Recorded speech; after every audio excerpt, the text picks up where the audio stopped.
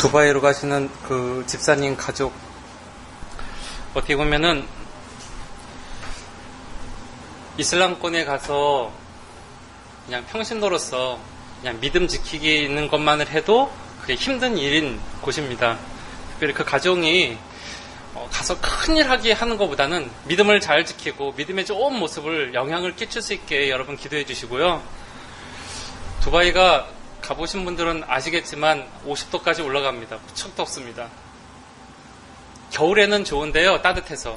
여름에는 무지 덥습니다. 여자들은 다 뒤집어 써야 되는 가운데 특별히 아내 되는 집사님과 여자 그 딸 아이가 있던데 아이에서 특별히 기도해 주십시오. 이슬람권에선 여자들은 남자 없이 다니면 그냥 아무나 취할 수 있는 물건입니다. 그렇기 때문에 가족의 안전을 위해서 기도해 주시고 그곳에서 항상 어렵고 힘들 때마다 하나님 의지하게 해달라고 또한 기도해 주셨으면 합니다. 1987년에 한국에서 엑스포가 있었습니다. 그 엑스포 때 한국의 기독교 연맹에서 일본의 기독교 연맹을 초청해서 대규모 기도 공동회를 했었습니다. 아시다시피 일본의 기독교 인구는 1%가 안 됩니다. 일본의 목사님들이 아무리 노력을 해도요, 일본의 부흥이라는 것은 불가능했던 시절, 한국의 목사님들로부터 어떻게 이 한국 교회가 부흥이 됐는가에 대한 관심 있는 많은 간증들이 있었습니다. 어떤 목사님들은 하나님께 부르짖기 위해서 산에 가서 밤새 부르짖었다는 얘기를 간증했고, 어떤 목사님들은 그렇게 기도하다가 호랑이를 만났는데, 호랑이 굴에 들어갔는데 그 호랑이 때문에 밤새 더 기도하고 크게 해서 호랑이를 이겼기 때문에 우리의 나의 믿음과 한국교회에 부흥이 있었다라고 얘기를 했습니다. 일본 목사님이요, 그 답사로서 하시면서 드디어 한국의 부흥의 비결을 알았습니다. 그래서 많은 한국의 목사님들이 그래, 이제 일본에도 부흥이 올 거다, 열심히 기도하고 말씀을 전파하겠지 라고 생각을 했는데 전혀 의외의 말이 있었습니다. 한국의 부흥의 비결, 그러나 일본은 부흥할 수 없는 이유가 바로 우리는 호랑이가 없기 때문이다. 그렇기 때문에 간절한 마음으로 생명을 내놓고 기도할 수가 없었다라는 전혀 엉뚱한 이야기를 해줬습니다. 때로는 우리가 전혀 엉뚱한 말씀을 듣습니다. 하나님 말씀에 있는 뜻을 바라보고 그 말씀을 나에게 하는 하나님의 말씀으로 듣기보다는 그냥 나의 필요한 말씀, 나의 생각, 나의 편익견대로 그 말씀을 들을 때가 있습니다.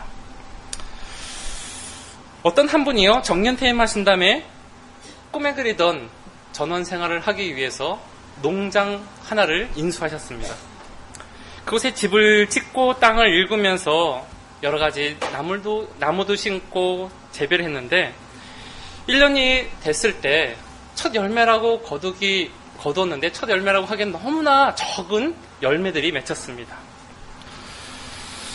이분이 얼마 시간이 지난 다음에 깨달음이 있었습니다. 그것은 바로 방치된 오랜 묵은 땅에는 결코 많은 열매를 거둘 수 없다라는 것입니다. 오늘 4장 3절에 보면 너희 묵은 땅을 갈고 가시덤불 속에서 파종하라라는 말씀이 있습니다. 우리 성도 여러분, 우리 주위를 봐도요, 또 저 자신을 봐도 이 세상에서 성공을 원하지 않는 사람들은 없습니다. 특히 실패를 원하는 사람은 아무도 없습니다. 그럼에도 많은 사람들이 성공을 하지 못하고 실패하는 경험을 하게 됩니다. 그러면 대부분의 사람들은 이러한 변명을 하게 됩니다. 이것은 무엇 때문에 그렇게 됐어? 이것만 이렇게 되지 않았더라도 내가 잘 될 텐데. 옆에서 그렇게 말하지 않았어라도.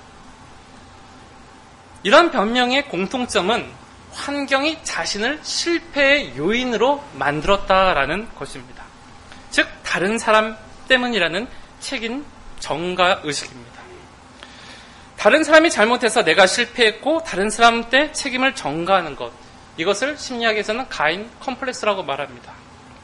마치 가인이 제사가 하나님께 연락되지 못한 책임을 동생에게 전가하면서 그것을 죽인 것, 그런 모습이 우리에게도 있지 않는가 생각해 봅니다. 하지만 여러 가지 변명과 핑계도 불구하고 실제 패배의 많은 원인들은 나 자신에게서 있는 것이 대부분입니다. 오늘 성경의 말씀에서는 우리 실패의 원인이 묵은 땅과 같은 나의 모습에 있다라고 하나님은 말씀하십니다. 하나님께서는 예레미야 선지자를 통해서 유대인들이 겪을 수 없는 수치, 부끄러움은 바로 묵은 땅의 역사라고 설명을 합니다. 그렇기 때문에 너희는 묵은 땅을 갈라라고 합니다. 실패하는 묵은 땅의 모습을 가지고는 아무것도 소출을 거둬들일 수 없습니다. 그렇기 때문에 그 땅을 갈아서 엎어야 됩니다. 그리고 새롭게 파종해야 됩니다. 성공과 승리 생활은 자신의 묵은 땅의 모습을 갈아 새롭게 경작하는 데 있습니다. 묵은 땅은 오랫동안 경작하지 않아서 잡초가 무성한 땅이기도 합니다. 우리는 이 묵은 땅의 모습을 우리 자신에게서 찾아 그것을 갈아엎고 하나님의 말씀으로 새롭게 파종하는 삶의 모습을 찾아야 합니다. 여기에 하나님으로부터 우리가 소유할 수 있는 아름다운 삶의 축복의 비밀이 있는 것입니다. 그렇다면 이 묵은 땅이라는 것은 과연 무엇일까요? 묵은 땅은 그냥 말 그대로 버려진 땅이라고 설명할 수 있습니다. 버려져 있기 때문에 게으름과 무관심 때문에 그냥 버려져 있는 땅입니다. 버려져 있기 때문에 그곳에 잡초가 나고 필요 없는 풀이 그냥 나도록 가만히 둔 곳입니다. 따라서 이 말을 우리에게 적용하면요, 우리 마음을 그냥 버려둔 겁니다. 가만히 놔둔 겁니다. 그러자 우리 마음에 심어서는 안 되고 또 자라서는 안 될 것들이 자라나오는 것입니다. 마치 우리 마음과 영혼을 버려져 있으면 우리 마음이 황폐해지는 원리와 같습니다. 잡풀 가시덤불이 자라나는 그 곳에는요, 사탄의 놀이터가 되고요, 그 놀이터에서 사탄은 우리로 하여금 수없이 많은 것을 유혹하며 그곳에서 우리를 부르고 있습니다. 우리 마음과 영혼에도 하나님의 말씀과 기도의 훈련과 연단을 통해서 그 묵은 땅을 날마다 갈아엎는 그런 역사가 우리 가운데 있어야 합니다. 그러므로 성경은 이렇게 말합니다. 디모데전서 6장 3절로 5절 말씀을 누가 읽어주시길 바랍니다. 디모데전서 6장 3절로 5절 말씀입니다.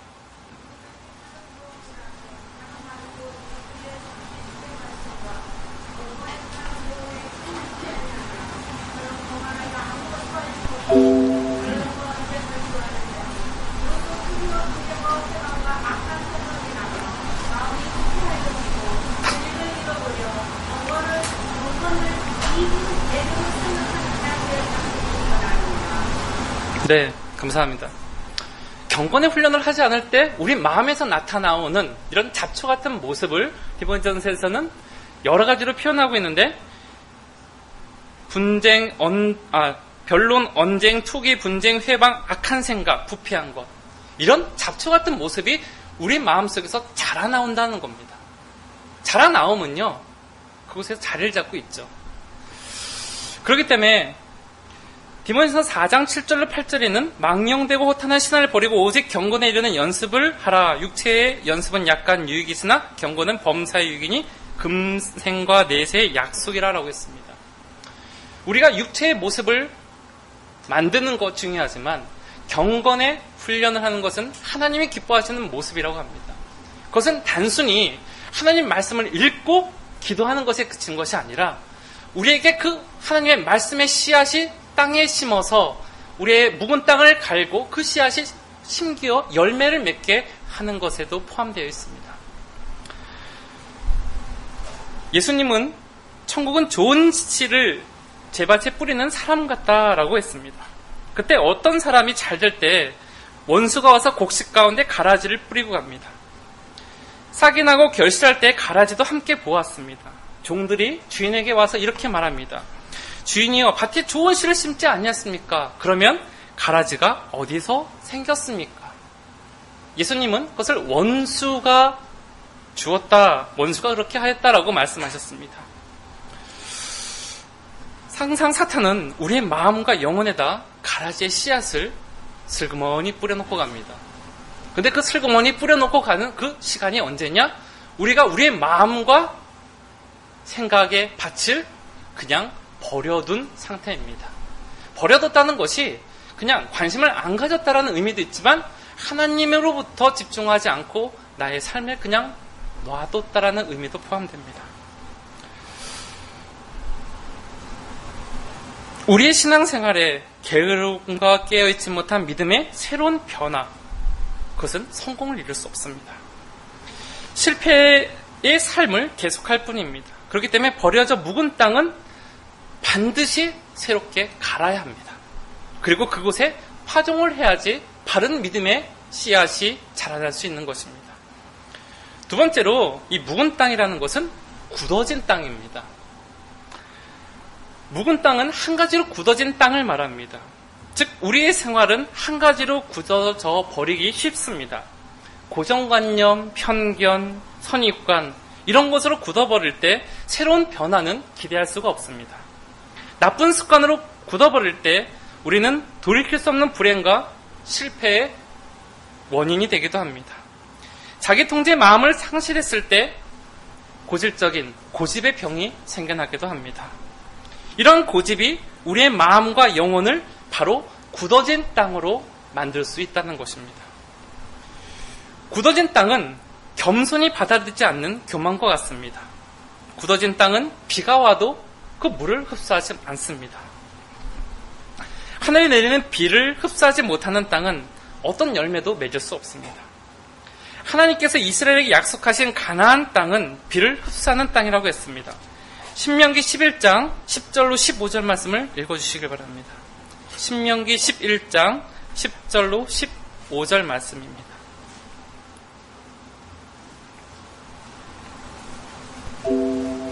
같이 읽을까요? 찾으셨으면 같이 읽겠습니다. 신명기 11장 10절로 15절 말씀입니다. 같이 읽겠습니다.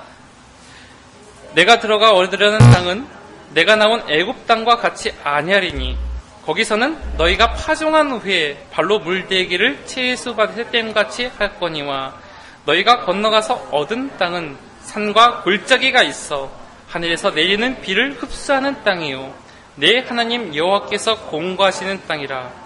새초부터 새말까지 내 하나님 여호와의 눈이 항상 그 위에 있느니라. 내가 오늘날 너희에게 명하는 나의 명령을 너희가 만일 청종하고 너희의 하나님 여호와를 사랑하며 마음을 다하고 성품을 다하여 섬기면 여호와께서 너희 땅에 이른 비 늦은 비를 적당할 때에 내리시리니 너희가 곡식과 포도주와 기름을 얻을 것이요 또 육축을 위하여 들의 풀을 나게 하리니 내가 먹고 배부를 것이라.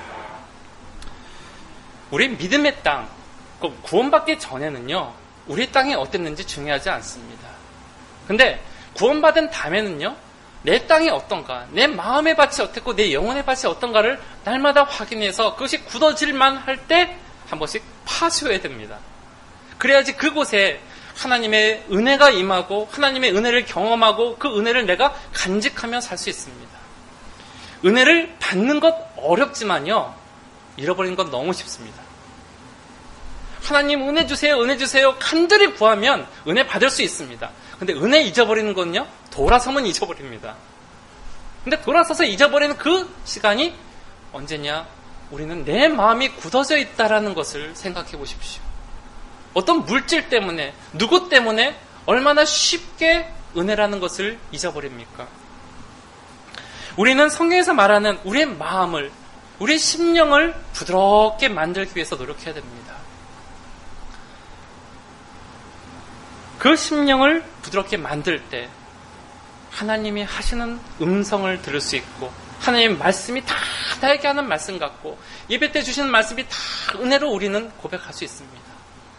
근데요 그 은혜의 비를 흡수하지 못하게 되면 아무리 다 은혜를 받는다 해도 나 혼자 불만이 나오고요 불평이 나오고요 문제를 제기하게 됩니다. 우리 굳어진 고집스러운 믿음의 생활을 하기 위해서 하나님께서 우리에게 사랑으로 다루시는 보다 역적인 방법, 즉 고난이라는 것을 우리에게 때로는 주실 때가 있습니다. 아마 가장 지혜로운 방법이 뭔가? 고난을 경험해서 바닥까지 낮아진 다음에 주님 알겠습니다. 내가 주님을 따르겠습니다 하는 것이 쉬운가? 아니면 문제가 있을 때마다 내 마음의 심령을 갈고 주님께로 의지하는 게 쉬울까요? 근데요, 참 이상하게 그 상황이 되면 그래, 마음을 갈아야지, 내가 주님의 은혜를 삼하고 내 심령을 새롭게 하지 보다는 아니야, 나는 아닐 거야, 나는 괜찮아, 좀만 참아야지 하며 더 딱딱한 땅으로 만들어가는 것이 우리의 모습일 때가 있습니다. 우리의 믿음이 굳어진 땅과 같으면 반드시 새롭게 갈아야 합니다. 그렇게 해야만 하늘의 비를 흡수하듯 은혜의 축복의 삶을 살 수가 있습니다. 아무리 믿음이 좋은 사람도 이 심령이 굳어지면 하나님의 말씀을 불순종하게 됩니다. 교회 오래 나오고 또 교회 목사라 할지라도 때로는 심령이 굳어질 때가 있습니다. 그때는 하나님의 은혜 받았던 그 처음을 생각하며 우리가 겸손해야 되고 우리 심령을 스스로 회개하며 하나님께 나아가는 모습이 우리 가운데 있어야 합니다. 하나님이 주시는 은혜, 그것을 그대로 받아들이는 우리가 되어야 됩니다. 갈아서 엎어서 나의 믿음이 더 이상 하나님과 멀어지지 않게 해야 됩니다. 이스라엘 백성이 왜 40년 동안 그런 고난을 받았음에도 불구하고 다 가나안 땅에 들어가지 못했을까요? 그것은 그들의 심령 가운데 갈지 못하는 많은 모습들이 있었을 겁니다. 왜 민수기에 보면 하나님 앞에 잘못된 불을 들이고 원망하고 대적하는 모습으로 인해서 약속의 땅을 보고도 들어가지 못하는 사람들이 생겼을까요? 그들이 큰 죄를 져서 있을까요? 아니면 하나님의 백성으로서 선택을 못 받아서 있었습니까? 그들의 삶 속에서는 하나님을 알았지만 믿음의 길을 걷지 않았습니다.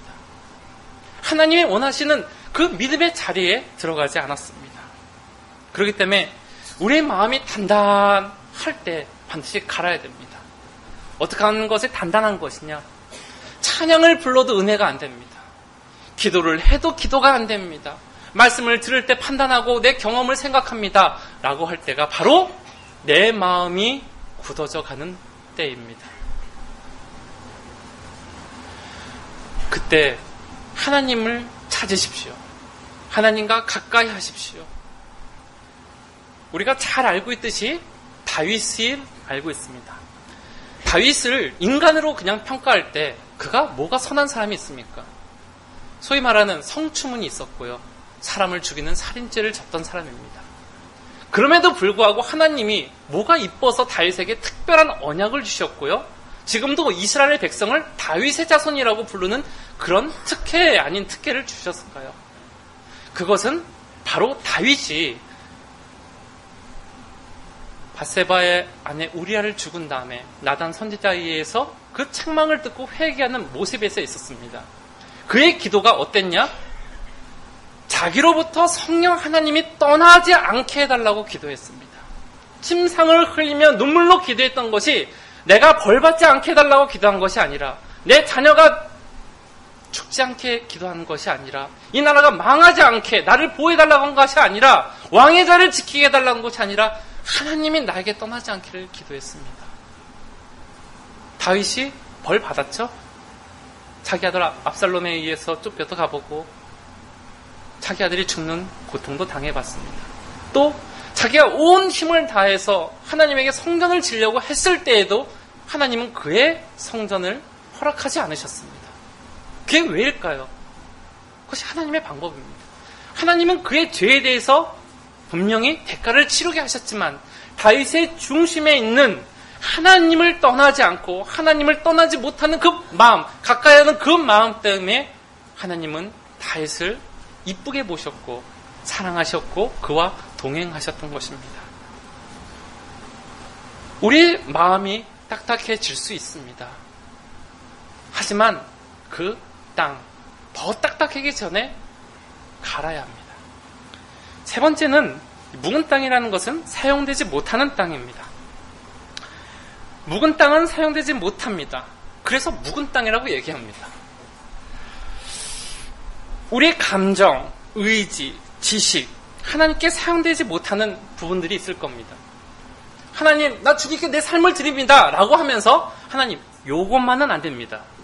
하나님, 나는 이것은 나의 자유를 맡기십시오 라고 하는 것이 혹시 있으시다면 그 땅을 하나님께 드려야 됩니다.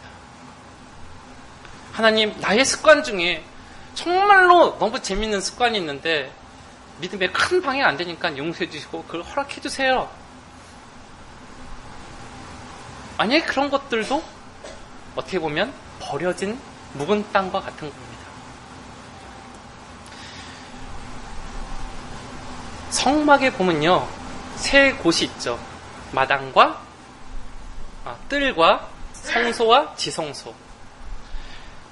그것을 교회 모형이라고 얘기를 합니다. 근데 아무리 이스라엘 백성이 하나님께 회개하고 죄를 져도요, 이스라엘 백성은 마당만 밟고 갈 뿐입니다. 오직 레위 사람만 성소에 들어갈 수 있습니다. 또 오직 대제사장만 1년에 한 번 피를 가지고 지성소에 들어갈 수 있습니다. 나의 믿음의 수준은 어디입니까? 하나님이 원하시는 우리의 모습은 왕같은 선지자의 모습입니다. 그러면 선지자의 삶을, 제사장의 삶을 사는 것이 우리에게 원하는 하나님의 모습이 아닐까요? 하나님의 원하시는 것은 그 지성소에 들어가서 하나님의 임재를 경험하고 하나님의 동행을 원하는 그 삶을 우리에게 원하십니다. 그냥 마당만 가고 회개만 하고 죄 용서만 받고 가는 그런 마당만 밟는 이스라엘 백성의 삶이 아니라 신약에서는 하나님의 백성으로서, 선지자로서, 제사장으로서 우리의 그 자리에서, 우리의 삶에서 하나님의 임재를 경험하게끔 하는 것이 바로 우리가 사는 이 삶에서 하나님의 교회에 섞이는 모습입니다. 근데 생각해 보십시오. 내 삶을 드리지 않습니다. 제사장이요, 1년에 한 번, 그것도 자기 반열에 의해서, 어떻게 보면 평생 한 번 자기가 그 순서에 의해서 지성소에 들어가 예배를 드립니다. 1년 동안 자기 순서가 왔을 때 그 한 번, 어떻게 보면 1시간일 수도 있지만 그 순서를 위해서 입을 거, 마실 거, 먹을 거, 생각, 행동을 모두가 다 절제합니다. 왜요? 죽지 않으려고요? 아니에요. 그 사람을 통해서 이스라엘 백성이 하나님께 온전히 나아가 드리는 예배를 위해서입니다. 내가 예배를 드립니다 라고 할 때 과연 어떤 것을 못 드리십니까? 어떤 것까지 드리십니까? 하나님이 원하시는 것이 무엇일까요? 우리는 말로 얘기합니다. 신령과 진정으로 예배 드립니다. 무엇이 신령이고 무엇이 진정입니까? 정말로 내가 항상 하나님과 동행하며 내 마음속에 찬양하고 하나님의 묻고 기도하며 그 말씀이 나의 삶의 최고라고 생각하며 그 기준에 의해서 우리가 살고 있는지 생각해 봐야 됩니다. 물론 넘어질 수 있고요. 다 못할 수 있습니다. 근데 그거 하나 생각하셔야 됩니다. 믿음이라는 것은 나의 수준, 나의 기준으로 드리는 것이 아니라 하나님의 수준과 하나님의 기대로 우리가 노력할 뿐입니다. 내 기준이, 내 수준이 못해서 못 드릴 수 있습니다. 하지만 하나님은 내가 어떤 사람인가를 알고 계십니다. 노력하는 그 모습을 보시고 하나님은 기뻐하실 수 있습니다. 과연 묵은 땅에서 우리는 어떤 모습을 생각하고 있습니까?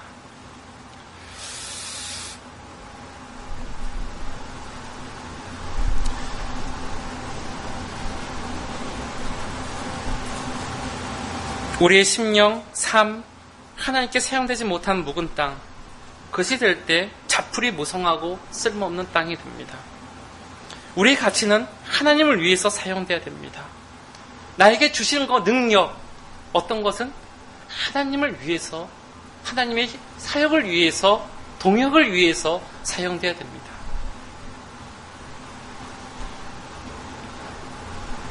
성령에 의해서 사용되지 못하는 마음과 영혼은 사단의 도구가 되기 쉽습니다. 마태복음 12장에 예수님은 이런 비유를 하셨습니다. 더러운 귀신이 사람에게 나가 물 없는 곳을 다니며 쉬기를 구하고 쉴 곳을 구했지만 얻지 못했습니다. 그런데 귀신이 내가 나온 집으로 돌아가리라 하고 집에 와보니 집이 비어있고 청소가 되어 있고 수리가 되어서 너무나 살기 좋은 환경에 되어 있습니다. 그때 귀신이 나가서 자기보다 더 악한 귀신 7을 데리고 다시 돌아옵니다. 예수님은 이 얘기와 함께 그 사람이 나중에 형편이 전보다 더욱 심하게 되었다라고 하시면서 악한 세대가 또한 이렇게 되니라라고 마태복음 12장 45절에 말씀하십니다. 우리의 마음을 비우면요, 주님으로부터 채우지 않고 그것을 비워두면 전에 있던 것보다 더 악한 7 귀신이 찾아와서 우리의 마음을 한다라는 예수님의 이 비유의 말씀을 우리는 생각해야 됩니다. 우리는 구원을 받았습니다. 예수의 십자가의 보혈로 구원을 받았습니다. 나의 삶을, 나의 생명을 주님께 드립니다라고 고백을 하면서 내 마음, 내 삶에 어떤 것은 비워두며 주님의 제자에 되는 삶을 살기를 거부할 때가 있습니다. 하나님 뜻에 사용되지 못하는 시간, 낭비와 탕진과 게으름으로 방존되는 시간이 됩니다. 주님의 뜻에 따라 사용하지 못하는 생활이 될 때 우리의 삶은 타락이 됩니다. 그래서 예레미야 선지자는요, 오늘 본문 4절의 말씀처럼 너희는 스스로 할례하여 너희 마음의 가죽을 빼고 나 여호와께 속하라. 그러지 아니하면 너의 악행을 인하여 나의 분노가 불같이 발하여 사르리니 그것을 끌 자가 없음이라 라고 하셨습니다. 묵은 땅, 그것은 하나님을 떠난 역사입니다. 나 여호와께 속하노라 라고 하셨습니다. 묵은 땅, 가시덤불 속에 아무리 파종을 해봐야 좋은 열매의 결실을 얻을 수가 없습니다. 묵은 땅의 역사는 악의 역사이며 하나님의 분노의 대상입니다. 묵은 땅은 말 그대로 불에 태워서 버려야 할 땅입니다. 그러므로 하나님의 분노가 불같이 이르러 사르리니 이것을 끌 자가 없다라고 본문에서 말하고 있습니다. 우리는 묵은 땅의 삶을 그곳에서 머물러 있어서는 안 되는 사람입니다. 하나님의 그 거룩한 사랑으로 우리는 하나님의 자녀가 된 귀한 사람들입니다. 내가 알지 못하는 그 묵은 땅을 가지고 있을 수 있지만 우리가 어떤 사람이고 그 땅을 어떻게 개경해야 되는지 생각해야 됩니다. 영국에 혼이라는 한 사람이 있었습니다. 그 사람은 자기 집안에 대대로 내려오는 오래된 그림에 너무 먼지가 많이 묻어 있어 그것을 털어달라고 화방에 그것을 맡겼습니다. 그 그림을 받아 먼지를 닦아내던 중 깜짝 놀라는 사건이 있었었는데요. 그것이 바로 토마스 가인스버그라는 18세기 미술가가 그린 유명한 블루보이라는 작품 오리지널 원판이었습니다. 자기 집에 그냥 먼지가 있는 그림인데 그 가격이 수십억입니다. 우리는 어떻게 보면 벽에 걸려있는 보잘것없는 가치로 생각할 수 있습니다. 하지만 우리의 가치는요, 실제는 몇백억 하는 귀한 가치를 있는 하나님의 자녀인 것을 우리도 기억해야 됩니다.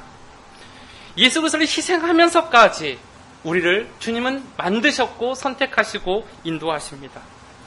그러기에 우리가 왜 부패와 실패와 부끄러움을 아는 채 이런 삶을 가지고 왜 회개하며 원망하며 하나님 앞에 온전히 드리는 삶을 살지 못하며 날마다 이 버려진 땅과 같은 삶을 살아야 합니까? 우리는 그런 존재가 아닙니다. 그 안에 가치가 엄청난 가치가 있는 사람인 것을 우리는 기억해야 됩니다. 그렇기 때문에 우리의 실패의 원인인 이 묵은 땅을 갈아야 합니다. 더 이상 버리면 안 됩니다. 내가 관심이 없고 묻어뒀던 그것이 있다면 생각하십시오. 나의 자녀들, 나의 가족들, 아니면 나의 어떤 문제들, 그것을 가지고 주님 앞에 나와 기도하십시오. 주님, 나에게 이런 묵은 땅이 있습니다. 내가 갈고 싶습니다. 주님의 보혈의 피로 이 땅을 갈아주십시오.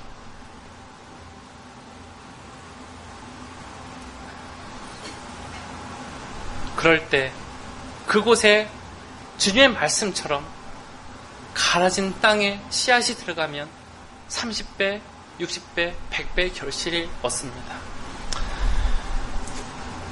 하나님 말씀이 거짓입니까? 이것이 거짓이어서 우리의 삶의 열매가 안 맺힙니까? 아닙니다. 하나님 말씀은요, 진실입니다. 이 말씀대로 순종하고 말씀대로 살면 반드시 열매는 맺힙니다. 그럼 뭐가 문제일까요? 우리의 밭이 문제입니다. 나의 생각들, 습관들, 그리고 내가 버려둔 그 묵은 땅이 있다면 오늘부터 그 땅을 찾고 그 땅에 개강을 하는 것을 시작해보는 여러분 되기를 소망합니다. 그때 하나님의 크신 은혜의 삶이, 축복이 여러분 입속을 통해서 고백되어질 것이고, 여러분 입속을 통해서 전파될 것이고, 여러분의 삶을 통해서 나타날 것입니다. 하나님이 원하시는 것은 우리 예배 때 그런 것을 고백하며 그런 것이 나타나 하나님을 진심으로 찬양하는 것을 소망하고 계십니다. 예배 우리 많이 드립니다. 새벽 예배 드리고요, 수요 예배도 드리고요, 또 철야 예배도 있고요, 주일도 1, 2, 3부, 청년부, 고등부, 중등부, 유치부 많은 예배 드립니다. 우리의 삶의 기준은요, 그냥 한 번 예배 드렸다, 오늘 앉았다, 도장 찍었다가 아니지 않습니까? 우리의 기준은 주님이 되어야 됩니다. 우리가 닮아갈 것은 주님이 되어야 됩니다. 주님이 원하시는 것은 우리로 하여금 그 삶을 살기를 원하십니다. 이제부터 묵은 땅을 찾으십시오. 그리고요, 그 땅에 노력과 수고로 갈음을 하십시오. 그래서 하나님의 은혜 줄 때마다 그곳에 복음의 씨를 뿌리고 축복의 씨를 뿌리고 입술에 찬양과 고백을 하십시오. 그러면 그 뿌린 씨앗을 통해서 우리의 삶 속에 하나님의 은혜가 넘칠 것을 소망합니다. 그리고 그것이 여기 모인 모든 성도 삶 가운데 나타나기를 주님의 이름으로 축원합니다. 같이 기도하겠습니다. 하나님 감사합니다. 정말로 이스라엘 백성들이 하나님의 백성이었지만 그들이 묵은 땅과 같이 하나님을 버려두고 하나님과 상관없는 삶을 살았습니다. 종교적인 의식을 하고 하나님이 그들을 심판을 말하야 했지만 그 말을 농담으로 듣고 그 삶을 계속 병행했던 이스라엘 백성들의 모습을 우리가 보았습니다. 주님, 혹시 나에게 이 묵은 땅과 같은 마음이 없는지요? 생각이 없는지요? 습관이 없는지요? 우리가 버려둔 땅, 그 잡초가 나 정말로 하나님의 것의 능력이 나타나는 것이 아니라 세상의 것, 오래된 것, 버려져야 될 것이 우리 안에서 나타나고 있지는 않은지요? 주님 것을 불태우고 그 땅을 개경하여 주님의 말씀과 주님이 은혜 주실 때 그곳에 그 은혜를 흡수하게 하여 주시고 주님의 말씀에 씨를 뿌려 그곳에서 귀한 열매를 맺을 수 있는 여기 모든 성도가 될 수 있도록 인도하여 주시옵소서. 일주일 동안 삶을 살고 생활을 할 때 우리 삶의 기준이 단순히 먹고 마시는 것이 아니라 하나님 앞에 영광 돌리며 살 수 있는 저희 되게 하여 주시고 하나님을 위해서 우리 삶이 얼마나 쓰임받을까를 생각하며 맡겨진 가족과 직장과 우리의 위치에서 하나님께 충성하며 살 수 있도록 인도하여 주시옵소서. 그리고 그런 믿음을 주시고 능력을 주셔서 지극히 이길 수 있는 담대함과 소망을 주시길 원합니다. 그래서 우리가 다음 주에 모여서 예배드릴 때 하나님이 나의 가운데 묵은 땅을 개경하였습니다. 하나님이 나에게 은혜를 주셨습니다. 그 은혜를 통해서 열매를 맺었습니다라는 고백이 우리 삶 가운데 흘러넘치게 하여 주시옵소서. 모든 말씀을 감사하며 예수 그리스도의 이름으로 기도합나이다.